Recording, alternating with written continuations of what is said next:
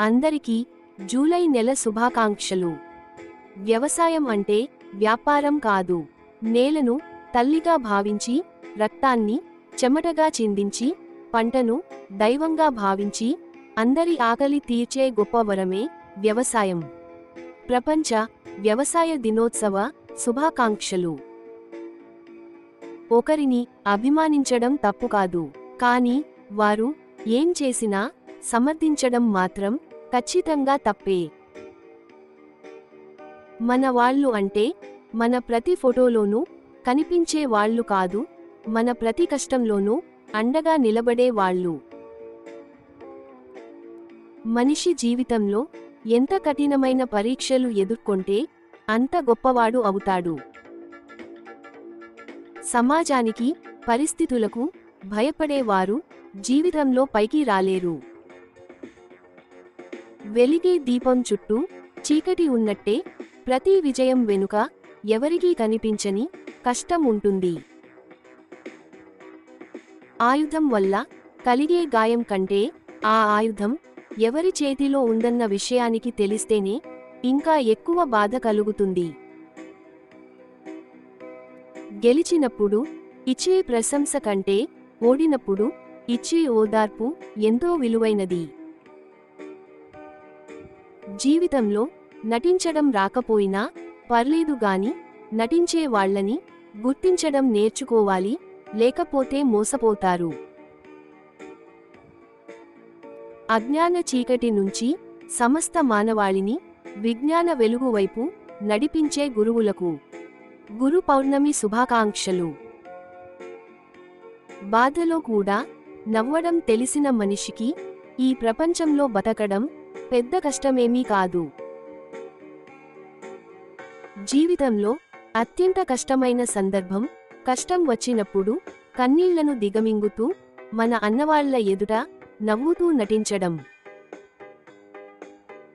మీ విజయాన్ని తట్టుకోలేనివారు, మీ కీర్తిని ఒప్పుకోలేనివారు, మీ మంచిని జీర్ణించుకోలేనివారు మీ స్థాయిని ఎప్పటికీ చేరుకోలేరు. ప్రతిక్షణం నీకు ఛాలెంజ్ విసిరేవాళ్లు, గుణపాఠం నేర్పేవాళ్లు నీ చుట్టూ ఉండేలా చూసుకో. అప్పుడే నీవు ఒక గొప్ప వ్యక్తిగా మారగలవు. ఏ సంఘటన అయితే నిన్ను ఎక్కువగా బాధిస్తుందో అదే నీలో బలమైన మార్పునకు ప్రధాన కారణం అవుతుంది. అన్ని రోజులు మనకు అనుకూలంగా ఉండవు. మనది కాని రోజు మౌనంగా ఉంటే మనదైన రోజు అన్నింటికీ సమాధానం దొరుకుతుంది. నువ్వేంటో ఇతరులకు తెలియాలంటే సాయం చేసి చూడు. వారేంటో నువ్వు తెలుసుకోవాలంటే సాయం అడిగి చూడు. కష్టాలు బాధల్లో ఎప్పుడూ ఒంటరిగా విడిచిపెట్టని స్నేహితుడే మనం సంపాదించుకున్న విలువైన ఆస్తి.